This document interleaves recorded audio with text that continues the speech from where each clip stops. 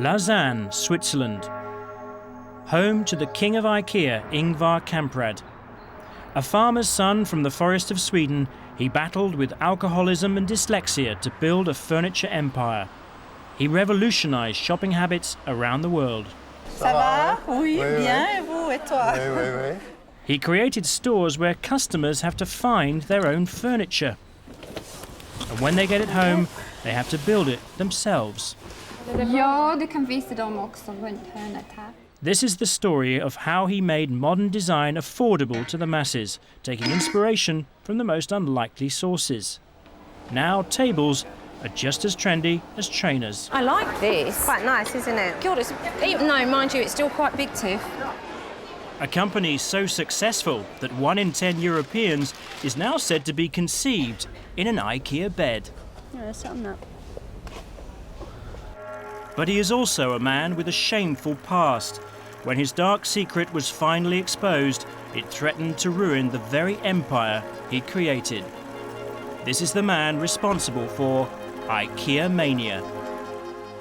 Outside IKEA Brent Park, traffic is crawling along the A406. Live to Simon on the ITN News Direct Patrol. If you go to some stores, you have to queue for 2 hours before you can actually get out of your car. The time is now 10 o'clock and the store is open.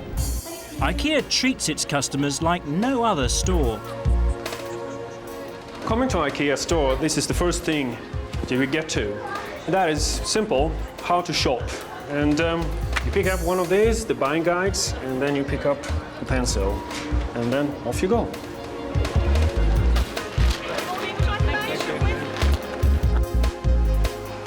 I like the idea where they mix the wood in with the white.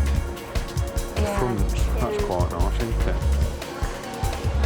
Oh, that's not nice. Keep your, Is it heated? yeah, it keeps your towels all nice and warm. From the start, the founder's mission was a simple one. Our task was to prove that it is possible to offer products of good design and function to a reasonable price level. That's all. That's the IKEA concept in a nutshell. Can you carry that now? Okay. You follow these arrows, follow the path, and you're going to see the entire range. Even members of the British royal family have been known to follow this advice. One of the clever things is that they make you walk the whole way through. And so you do obviously buy a lot more than what you set out to buy. You know, you can go in and saying, I want a lamp, and you come out with all these amazing other things.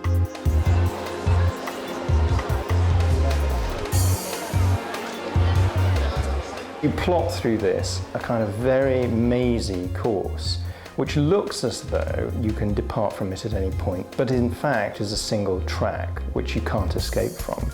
And so you have this kind of lab rat experience in which you're forced to go through a maze of domestic goods. Well, they're bound to be with the bed bit, aren't they? Which way is the sofas then? That way. But new to IKEA, this is the way to do it.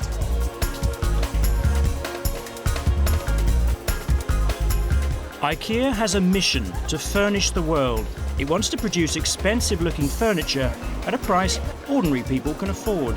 Well, it's not bad. I think that's a really good price for the table. Other designers look on with envy. The price they achieve for these things is absolutely, you know, some of the things I just go around and I think, how could they possibly make any money, even if they made 1 million of them? Today, thanks to mass production, millions of homes do sport the simple blonde wood look. Good idea, isn't it? Swivel thing. Yeah. It's modernism without tears. You know, it's not minimalist, it's not nasty, and you get meatballs. So here's the restaurant. Good place to refuel and then continue the other half in the store.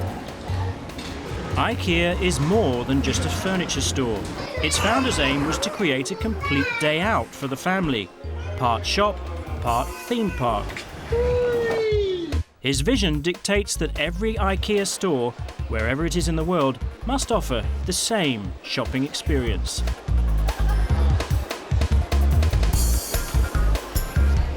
But I guess it's about belonging, it's about Being part of a big crowd, there's a cliche now, of course, shopping is the new religion. It sort of is. You know, people go shopping like they used to go to church. Chuck the flat packed in first and just stack everything else on top. Yeah, I wonder how much we spent. Don't ask. It's been a phenomenal success. If you look at the growth of the company, 20% sales growth over the last 2 years, fabulous. And you look at it from the growth from the beginning, very successful. And it's massive. IKEA is the most profitable home furnishing retailer in the world. But maybe customers would spend even more money if only there was an easier way to find what they wanted in the vast warehouse and get it into the car.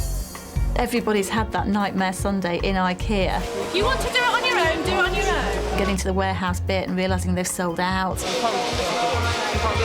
Getting to the end with your tea lights and realising you're going to have to spend 2 hours queuing to buy them. We've got an ice cream. Yep. Yeah. Well, welcome back.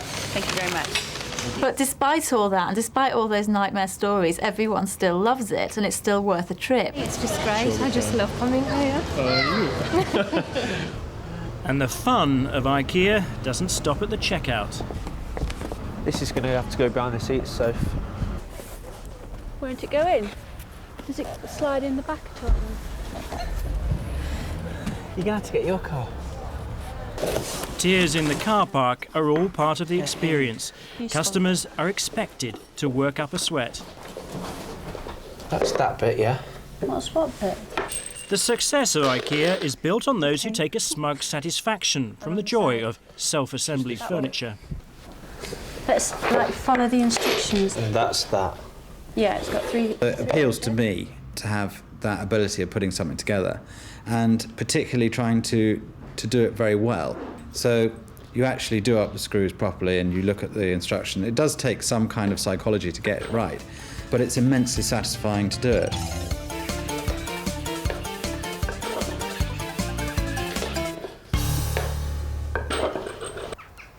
IKEA is now a truly global company, with plans to open 60 to 70 more stores worldwide over the next 5 years.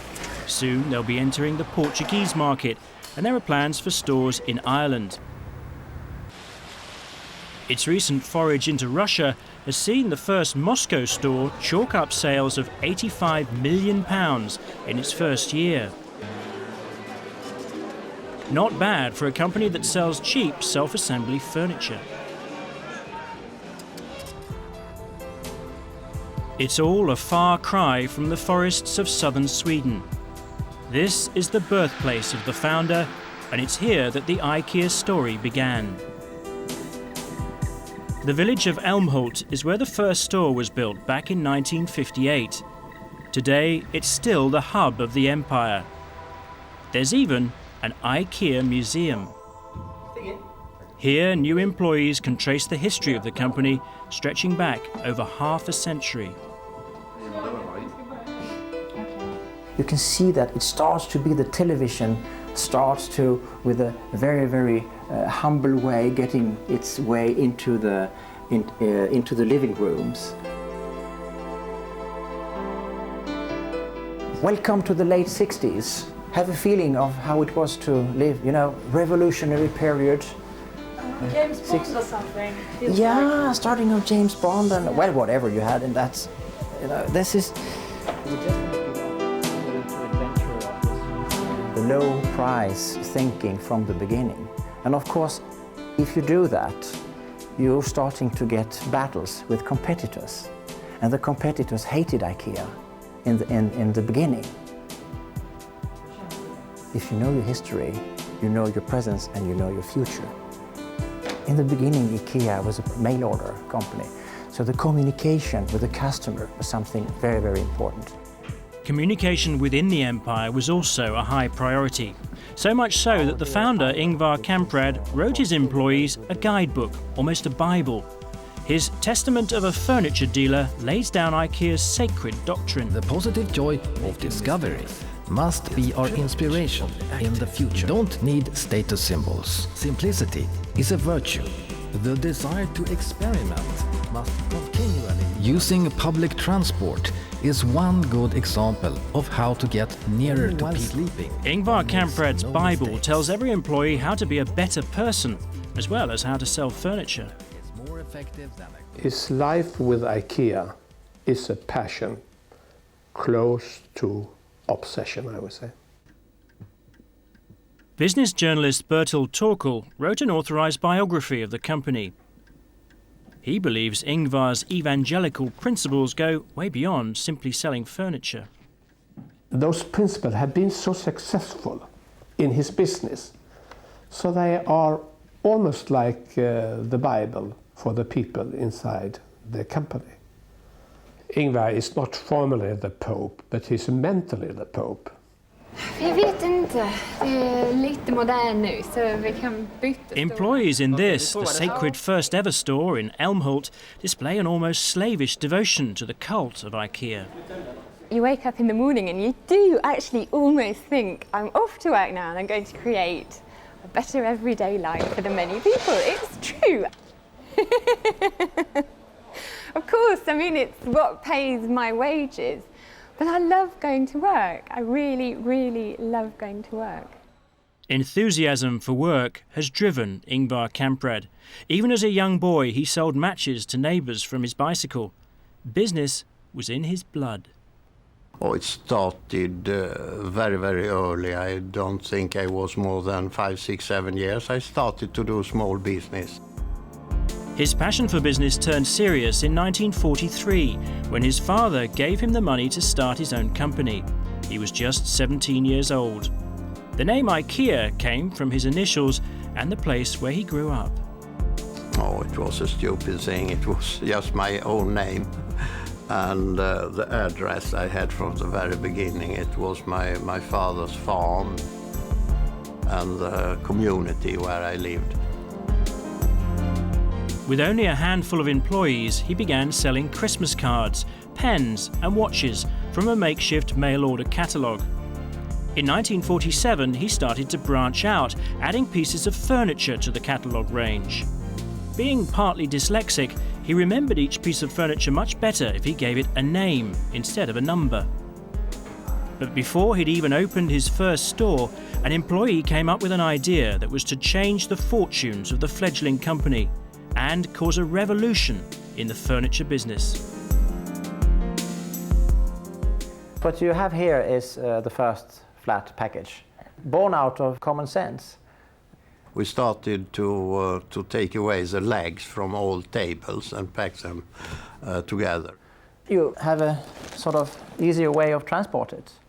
And if you start to transport like this, you're talking about cost consciousness. And who is gaining of that? Of course, the customers. From that moment on, everything was designed with flat packaging firmly in mind. We discovered it must be a revolution because we could save lots of cost and we could sell our articles much cheaper. Lief Sjoo has been with the company since the 1950s. He remembers his boss as a man obsessed with every aspect of the business. He was really ambitious. In many ways, and I have read a lot of correspondence from that time, and he is writing very personal letters to suppliers and to customers, and he was writing all the catalogues, all advertising, everything that was going out from IKEA himself in the beginning. By 1958, he'd made enough money to open his first store. But he chose as the location the remote village of Älmhult, near where he grew up. Tucked away in the middle of a forest in southern Sweden, not surprisingly, many people thought he was mad. There was certainly a lot of questions about, will this ever work? I mean, you certainly don't have the population in Älmhult who would cover the turnover for a big store like that. But again, the result was obvious. People came from far away, traveling here. It was almost sort of a holiday. Customers could now touch the furnishings they'd previously only been able to see in the catalogue. But their main competitors were determined to stop this new upstart company from undercutting them. The opening of the first store brought to a head a fierce price war. It looked like Ingvar Kamprad would be forced out of business. At that time I cried many times when I went to bed because it was a really hard time.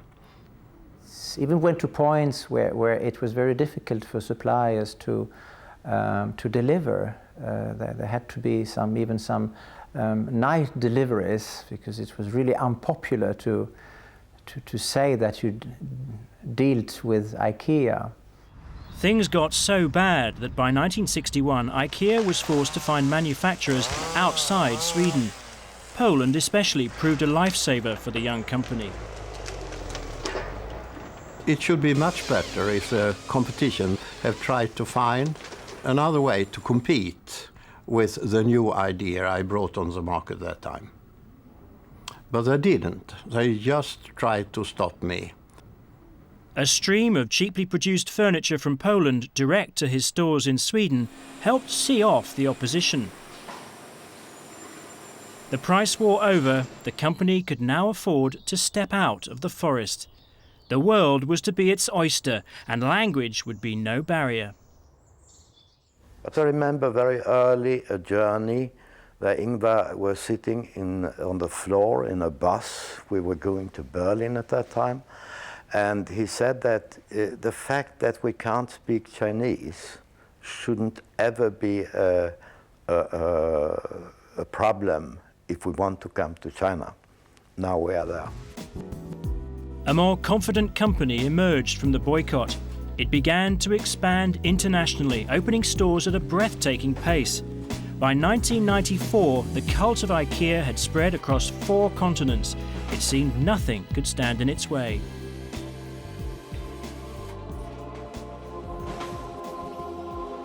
But there was a skeleton in the IKEA cupboard.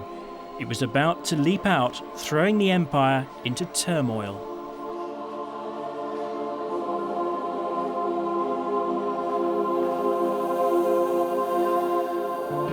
The Swedish newspaper Expressen revealed that Ingvar Kamprad, the founder of IKEA, had been an active Nazi in his youth. He'd been a supporter of a Swedish right-wing fascist group. A crisis meeting was held at IKEA's headquarters in Sweden. This had all the makings of a public relations disaster. If people started boycotting the stores, it could ruin the company. When I was a young guy, I made a big mistake. I was a bit influenced by the Nazis. It was the biggest disaster in my life. I asked the whole world, my old co-workers and the whole world to excuse. It was a mistake, but it's 50 years ago and I was not alone.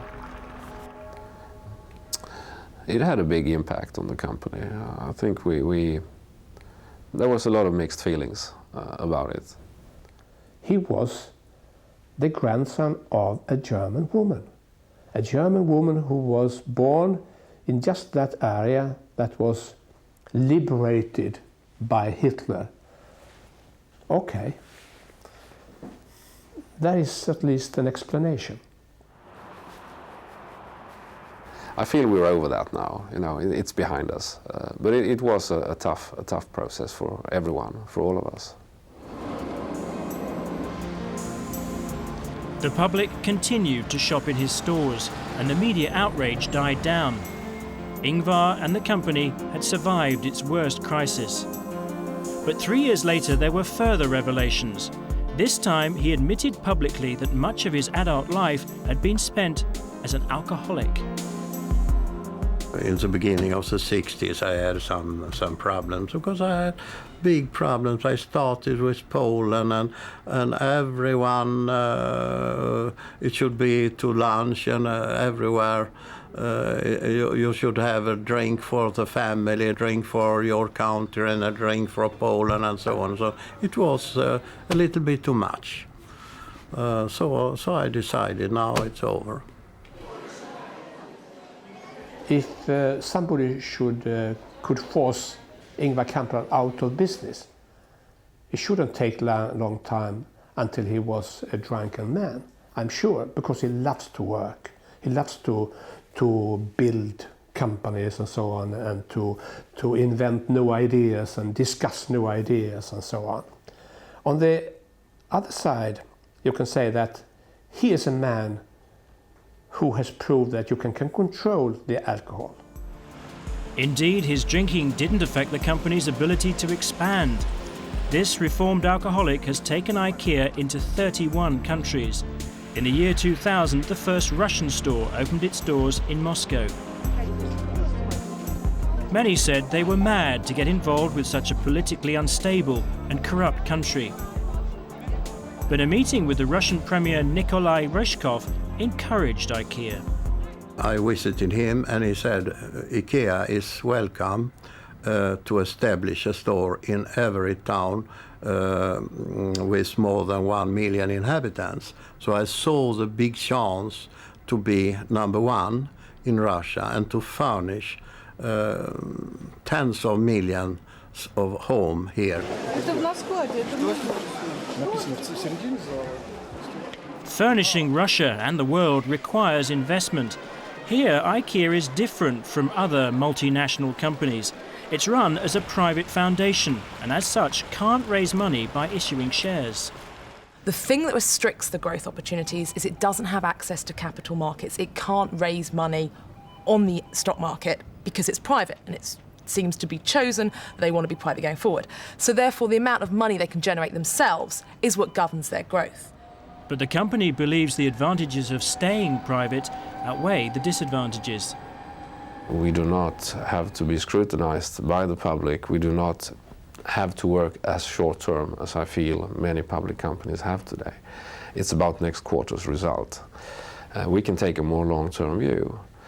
We can take bigger risks, and this it gives us an advantage to many of our competitors. A historical day because IKEA will fulfill a dream today.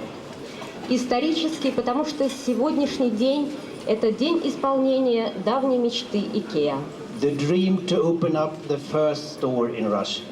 Мечта такая. I think it will take at least 5 years before we have earned the first ruble in Russia.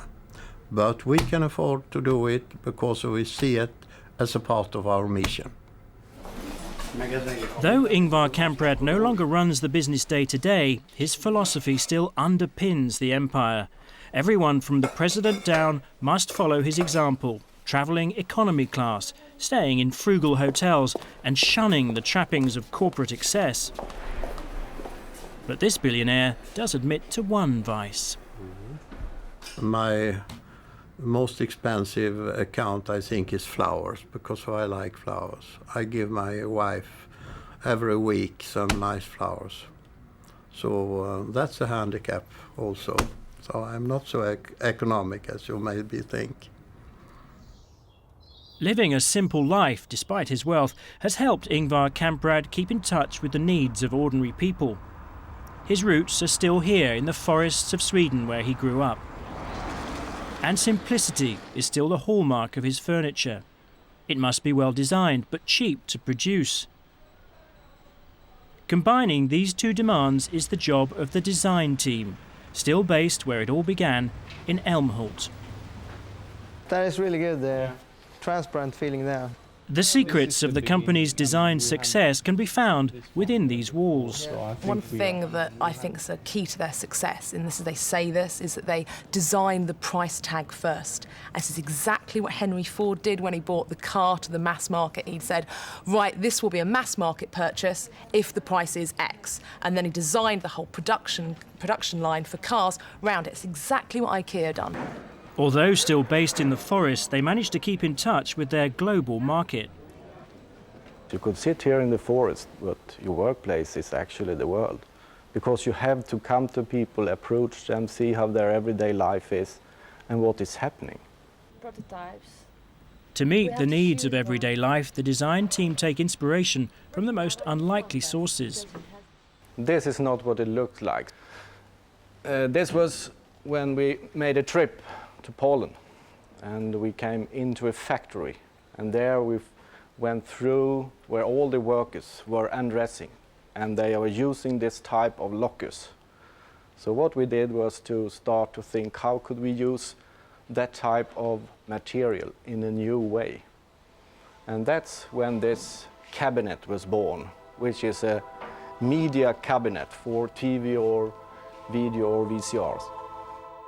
More inspired ideas came from a designer's visit to another Polish factory, this time producing industrial fuses from porcelain. They came up with the idea of turning the fuses into candle holders. By using the factory's existing machinery, the candle holders can be made in large numbers, very cheaply. It's a clever design trick they use time and time again.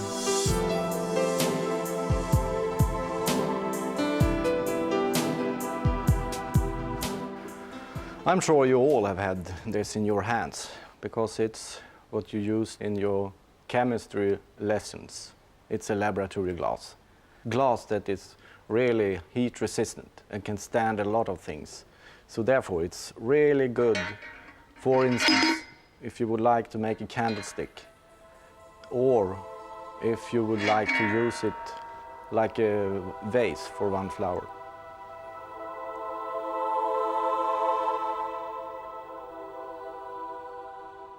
This storage box we changed by putting in some shelves, add on with some drawers, and by putting some wheels or casters onto it, it becomes this drawer unit which could be used inside, outside, bathroom, at your desk. So it is really a multi-purpose product. On the floor above the design team's offices is another secret of the company's success. It's a ghost store. Unlike most other stores in the world, you'll never find a queue here. It is our complete range worldwide. All stores in the world's range is up there.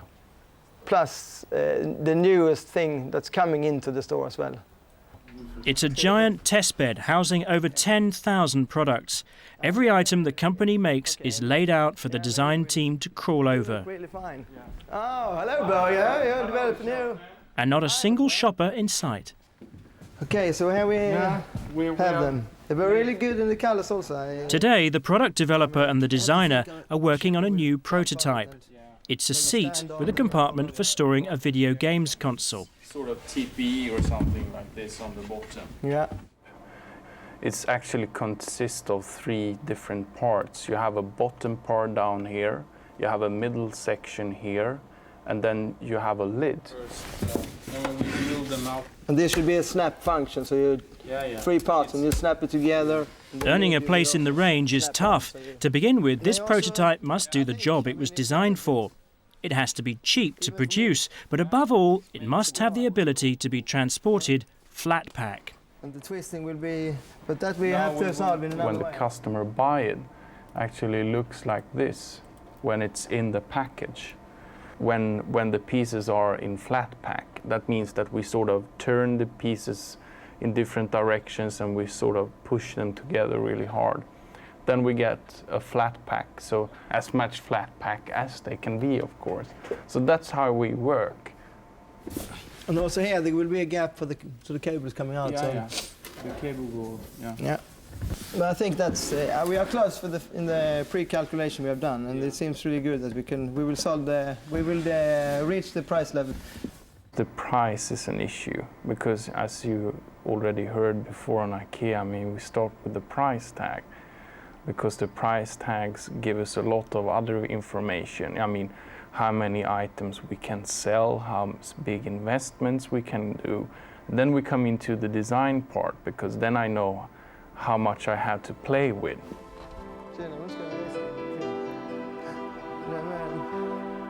They've looked at the business all those years ago and they said, where would be the price points where style design becomes affordable to the mass market? It's exactly what IKEA have done. And they've done it tremendously successfully. They're very focused on costs. They have manufacturing facilities themselves, which means they control a lot of the product, which means they can give it to us profitably, and very profitably it looks like for them, at prices that seem very cheap. 3 for half a pound, isn't it fantastic? It's really stolen the design in England. For me, design, it shall be right and functional, and it shall cover the needs of the normal function in a normal home. And that is what we call the IKEA basic. Back in the 1950s, when Ingvar began his furniture empire, modern design like this was too expensive for ordinary people. He decided to take typical Scandinavian designs and mass-produce them cheaply. Today, the origins of many of the company's most popular products can be traced back to these much more expensive Scandinavian classics. This chair would probably cost around the £1,000 mark. It would last several generations, and it is the furniture equivalent of the Volvo estate car. It'll do 200,000 miles on the clock, no problem. And if that's what you want, then fine. But if actually you want the look of this and you want it at a much, much lower price, then IKEA is your answer, because a lot of their designs are, should we say, are remarkably similar to this Artek and Alto original. But they're kind of taking the sort of the essence of Scandinavian modernism, but they're offering it to us at a much lower price. Inevitably, borrowing ideas from original designs has attracted accusations of plagiarism. But IKEA sees it as its mission to seek out good ideas wherever it can find them. One way it does this is to scour the world's design colleges on the lookout for something different. We really try to pick up good ideas and help the students to develop them, because we have a lot of knowledge in-house here. We have engineers and technicians and so on. One idea they picked up belonged to British design student Alex Muspratt-Williams. In 1999, IKEA asked Kingston University in England to come up with some product ideas. The one they liked best was his design for a child's plastic seat. It's a flexible piece of furniture, so it's in the same sort of league as a beanbag, for example. So you use it however you use it. I mean, it's there on the floor, and it's come about now that it's a children's piece of furniture, like a contemporary rocking chair, I suppose, like a crisp of plastic. Alex was paid £1,000 for his idea. Each chair will sell worldwide for around £12. It keeps bugging me, and it always will. You know, as people say, is that all they gave you for that idea?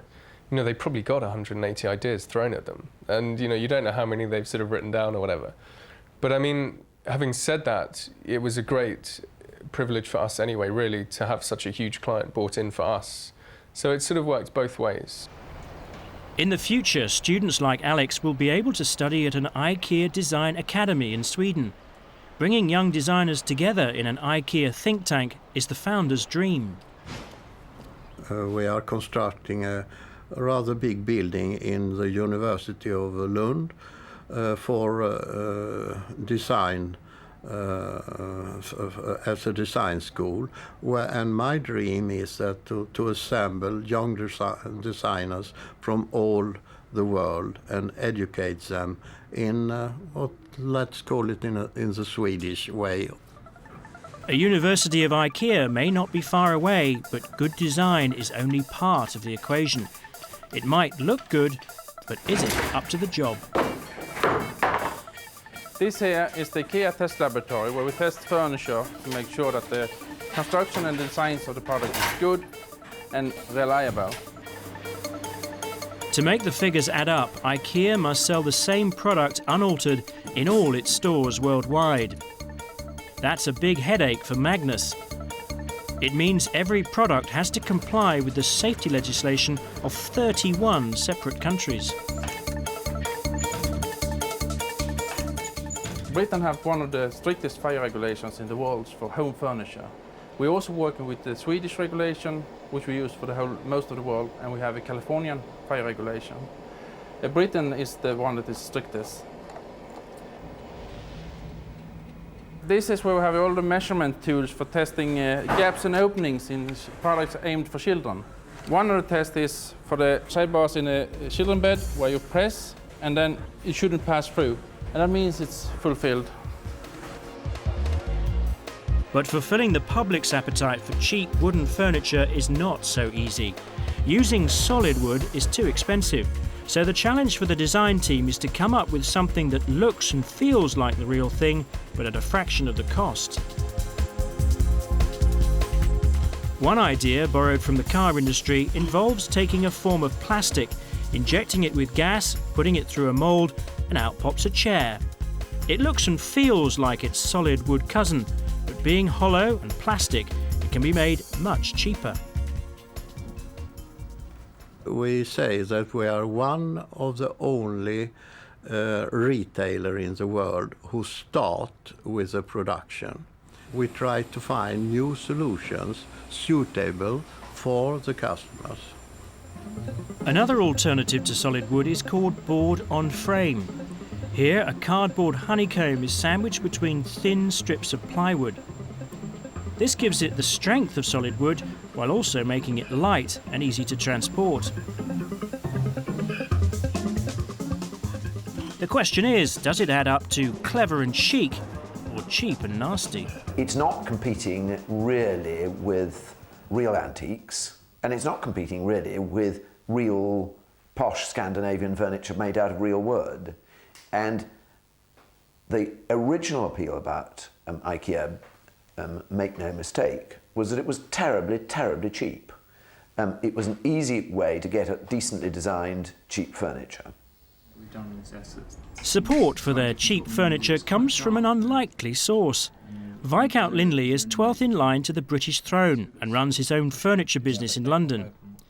If you're in the market for one of his tables, you won't see much change out of £9,000.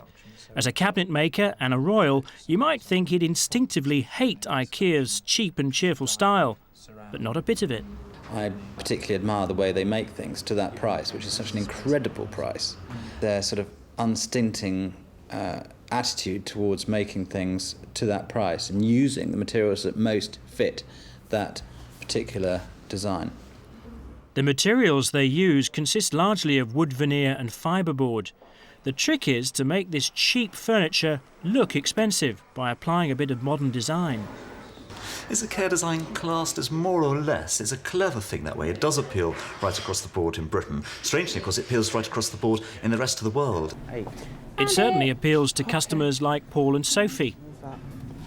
So this is what the instructions said, yeah? What doesn't appeal so much is having to spend hours poring over instructions, trying to work out how it all fits together. But there is hope. The people responsible for those infuriating self-assembly instructions reckon they've found a new way to make it all crystal clear. We are at the department at IKEA Catalog Services, the department that make all the assembly instructions for the IKEA world. We are working with pretty much every country in the world from here. We try to step inside the shoes of the consumer and see what do they really need to know. Inevitably, when trying to put together assembly instructions covering 31 different countries, some cultural differences crop up. This one you shouldn't assemble yourself. Please bring in a friend. You have to be two persons. And the Italians had no problem at all understanding this. That was really natural to call your neighbor. Just bring in the whole family and let's assemble your stuff. Whereas the Germans, they could not really understand, I have to be able to do this all by myself. The absolutely brand new way, that's not really on the market yet, that is to work without any text. That is really tricky, but we need to be able to do that because we are expanding every year in different countries and still keeping a customer-friendly way of trying to help people assemble the goods. So you can see how it works on one of those. I know how it works, but it isn't working. One reason customers persist with self-assembly furniture is that they've seen the finished product in the catalogue. It's the catalogue's job to entice people into the store. IKEA catches all of us at one time or another. I don't think there's anybody who's immune to the charms of the catalogue. How much are these anyway? £12? Yeah, they're the ones we saw in the catalogue, aren't they? There you are, you open the catalogue and you're persuaded that you can actually change your life by changing your furniture. There you go. Oh, that's nice. See, I'm getting that table anyway. I really like that bed. And you're getting that table, aren't you? IKEA began life as a catalogue company. Ever since the first edition in 1951, it's produced one every year as a showcase for its modern designs. Now the company claims it's the most read book after the Bible. Today our catalogue has, we print over 100 million copies, and we send them out with a main task to draw people into the stores. The catalogue is still shot entirely at the company's headquarters in the Swedish village of Älmhult. It's a massive job. I'm told that this is one of the largest studios, probably the largest photo studio in Northern Europe. We produce 41 editions. We do 23 different languages. We're producing the largest catalog, no question, and probably the largest printed material that's distributed in the world today. With his back to the wall, the other way. What we have here is another studio where we're shooting a young couple who are living together in a flat in somewhere in a big city, anywhere. And that's one of the things we always have to deal with, is the fact that we are available. It is a catalog that's distributed all over the world. So we need to have a certain neutrality so that it's accessible to everyone, but at the same time represent different cultures, represent different people. And we do that. We have more Asian models in our Asian catalog. We have more other types of models in our European catalog. That's just part of what we need to do. If you follow me this way, we've got white bookcases, we've got yellow bookcases, we have green books, we have blue books, all books you've probably seen before, but all of them are picked based on their color, how they're going to work in the apartment or the home that we're showing in the catalog.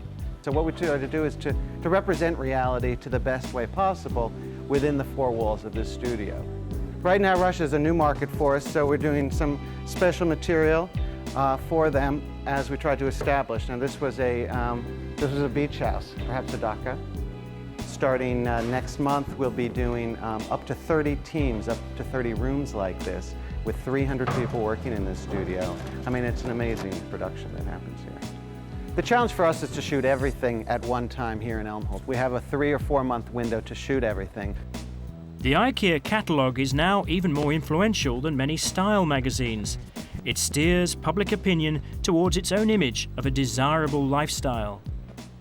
I think IKEA has been very good at identifying that kind of fantasy that, you know, your life kind of battered, slightly dog-eared, you know, with scars and scratches and bumps here and there, can somehow be improved if you can get your interior right. That if you can transform your interior and make it entirely new, then your life will be entirely new too. It's a complete fallacy, but it's a very, very tempting one. And there's a whole new generation who've been tempted into believing that the style of their furniture is as important as the style of their clothes. More money is now being spent on the home than ever before. And for those who can't face the queues at the stores, an alternative is on the way. IKEA looks set to use the internet as a virtual store. Already some customers in Northern Europe are able to shop for their IKEA goods online.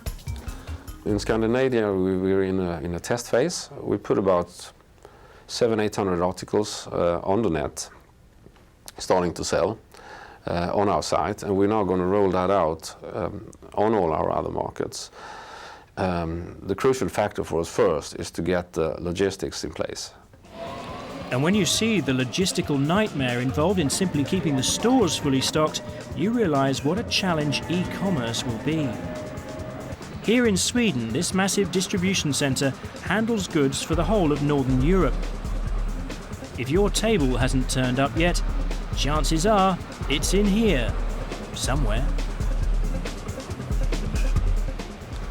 That's one way to take some pressure off the stores, is to go with the e-commerce. If it's going to be the entire catalogue, I don't know. We have to test out what range it's going to be.